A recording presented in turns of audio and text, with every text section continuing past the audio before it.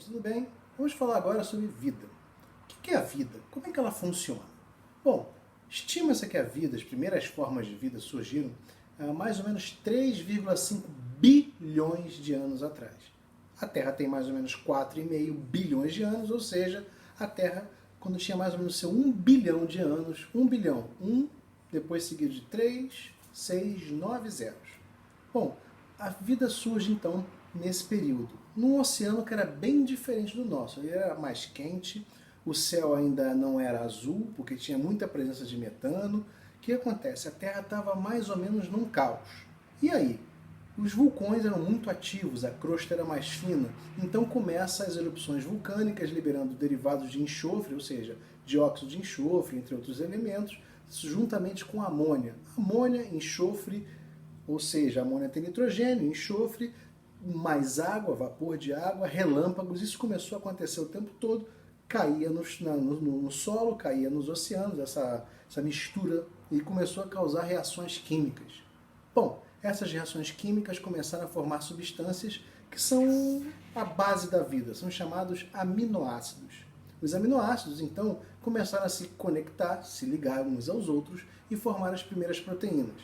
As primeiras proteínas, então, começaram a ficar ali se formando em grande concentração por esse oceano, ficavam flutuando. E esse processo não parava, dia, noite e dia, o tempo todo. Não tinha camada de ozônio, portanto a Terra recebia muita radiação solar. Radiação solar que eu digo são os raios ultravioleta, tipo A, B, C, sem contar com a luz e sem contar com outras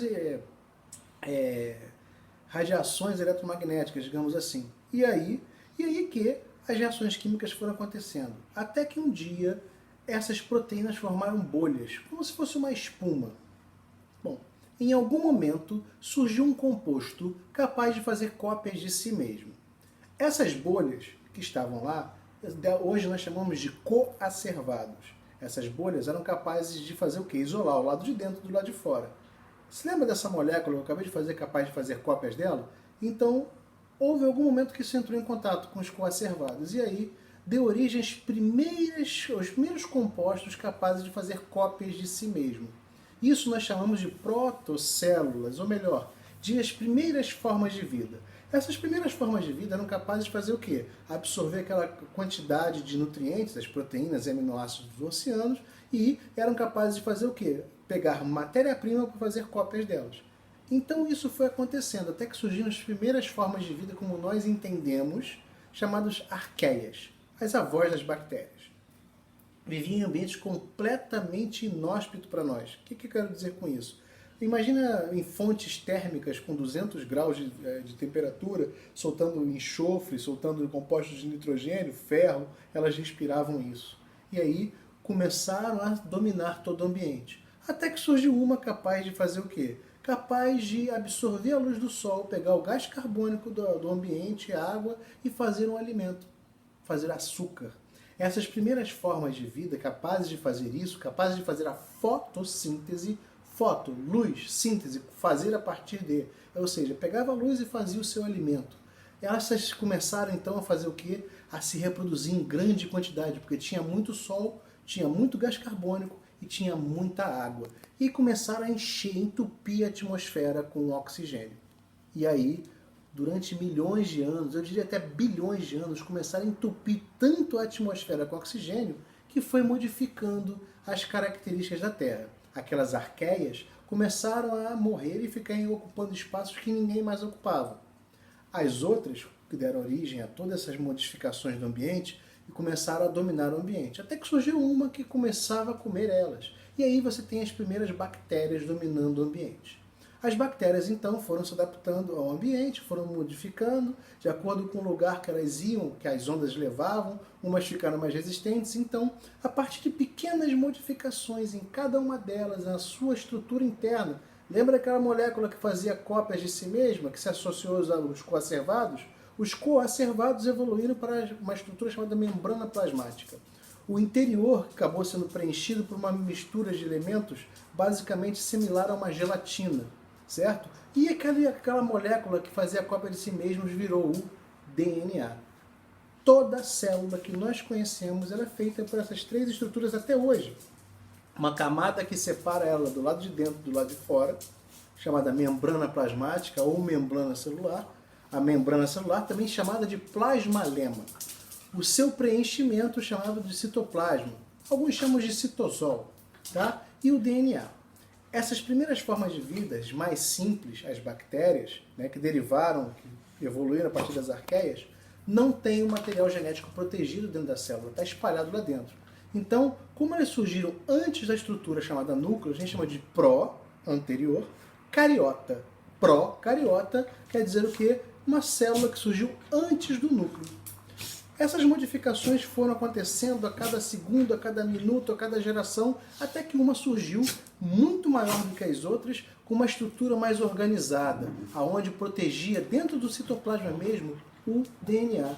Então, em algum momento surgiram células mais desenvolvidas, mais complexas, que eram capazes de separar o DNA dentro do seu núcleo, protegendo ele, numa membrana que envolvia esse DNA chamada carioteca. Então, a carioteca, ou membrana nuclear, separa o DNA do citoplasma. Então, nós tivemos origem nas células mais complexas, chamadas eucariontes. Bom, como a gente não sabe em que momento surgiram os núcleos das células, a gente separa, então, antes do núcleo e depois do núcleo. As representantes das células antes dos núcleos são as bactérias e as arqueias. Inclusive, as arqueias existem até hoje. Um bom exemplo são aquelas que moram dentro do intestino e dos estômagos das vacas, dos herbívoros, certo?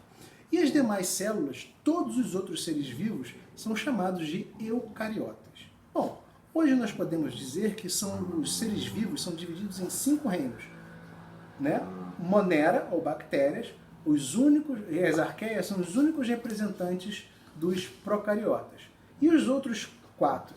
Células de protozoários, do reino protista, células dos fungos, do reino fungi, células dos vegetais, do reino plantae, ou dos metáfitas, e células dos animais, ou dos metazoários. Esses são os 5 reinos.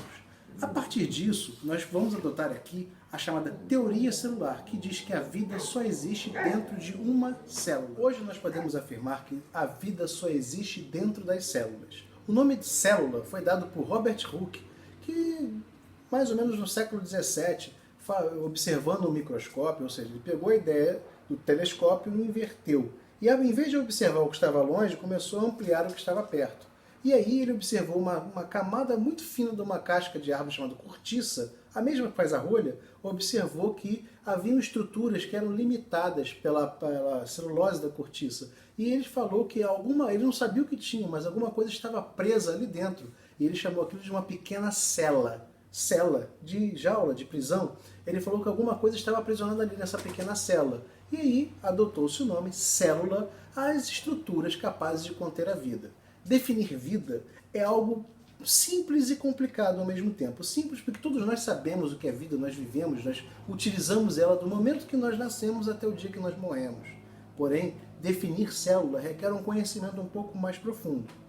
Podemos dizer que a capacidade que os organismos têm de manter a estabilidade do seu interior, o nome disso é homeostase, é o que determina a capacidade de vida. Homeostase, capacidade de um organismo, portanto uma célula, de manter a constância do meio interno. O que quer dizer isso? Manter sempre os mesmos níveis de água, nutrientes, metabolismo, atividade, certo?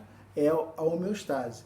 Como nós não podemos manipular o mundo, manipulamos o nosso interior. A capacidade, então, de manter o ambiente interno estável para que a vida seja possível chama-se homeostase. Então, para isso, a gente tem que entender um pouco mais. Daí o estudo de biologia, ok? Mais pra frente tem mais um vídeo. Valeu, galera!